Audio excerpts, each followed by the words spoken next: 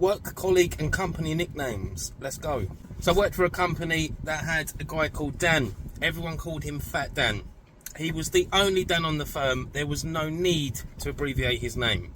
The same firm had a guy called Lewis. Lovely guy. Came to my wedding. Everyone called him Deaf Lewis. He couldn't hear for shit.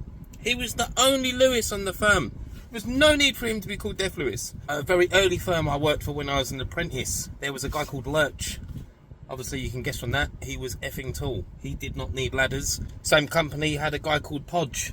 I don't even remember his real name. He was just called Podge. I was doing a big contract at Luton. And there was a guy who, by his own accord, asked to be called Midnight. I'm not going to explain why. I myself have gone by a few nicknames. One of the first ones was Nudger, because I used to wear tracky bottoms, and when I was up a ladder, you could see my bits. I've also been known as Mandy Chris. I'm not going to explain that one. And most recently, Gandalf. I guess because I'm old and I know how to test. You're a wizard with the tester. So yeah, let us know some fucking bizarre nicknames of people you've worked with.